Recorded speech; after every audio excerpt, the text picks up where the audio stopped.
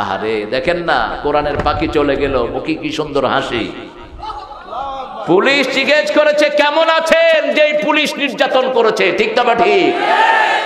সারা মুখ জুড়ে হাসি দিয়ে বলছে আলহামদুলিল্লাহ রাব্বিল দিয়ে গেলে জান্নাতেরি হাসি উপহার, দিনের পথে থাকবো অটুট এই তো অঙ্গীকার। কি সুন্দর হাসি দিয়ে চলে গেলেন, আল্লাহ তাকে জান্নাতুল ফেরদাউস দান করে দেন। আরো চিৎকার করে বলেন আমিন। তিনি ছিলেন কোরআনের মাহফিলের বসন্ত।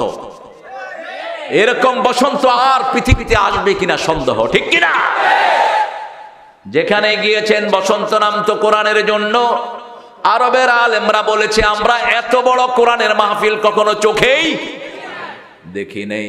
কোরআন আছে যেখানে ভালোবাসা, কোরআনের মাহফিলের মানুষের কোনো লস নাই।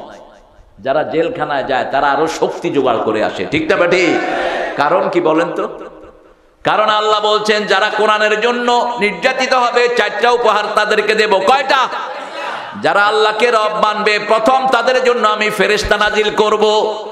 2 নাম্বার তাদেরকে ভয় শূন্য করে দেব। 3 নাম্বার দুশ্চিন্তা মুক্ত করে দেব। 4 নাম্বার চিরসুখের জান্নাত আমি তাদেরকে দান করে দেব। ওই যে ছোট একজনকে জেলখানায় নিছে না, কি নাম জানি, বেগুনে সিনে রফিকেরে পুলিশে হইয়ে দিয়ে সরকারের বিরুদ্ধে কিছু ন কবি, তুই শেষ হয়। আয় কিচ্ছু সরকারের বিরুদ্ধে ন হয়, আর কি লেগে শুনি। এখন আরো কম কয় না বেশি কয়? কারণ ভয় শূন্য।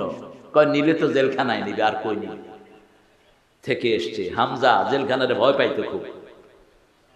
হামজা অ্যারেস্ট হওয়ার 1 সপ্তাহ আগে কয়েকজন আলেমকে বলছে ভাই দোয়া করবেন যাতে জেলখানায় যেতে না হয়। এই রুল আই হাইতাম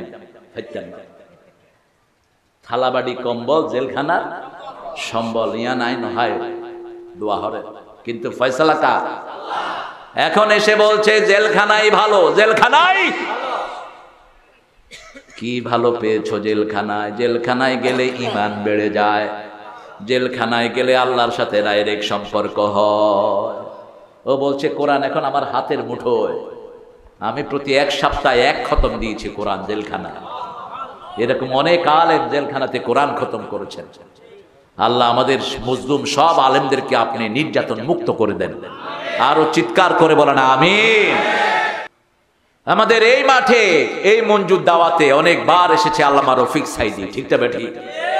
চট্টগ্রামের মাটি মানুষ সব এক আল্লামার জন্য পাগল ছিল, কি নাম? আজকে তিনি দুনিয়াতে। এই তো জীবন। তিনি লাস্ট আলোচনায় বলেও গেলেন পূর্ব আকাশে মেঘ দেখছি, এত ঘন কালো অন্ধকার আসবে যার শোবে সাদে খাওয়া সম্ভব। এই শব্দটা উল্লেখ করলেন, শোবে সাদে খাওয়া সম্ভব নয়। শোবে সাদেকের আগে তিনি চলে গেছেন।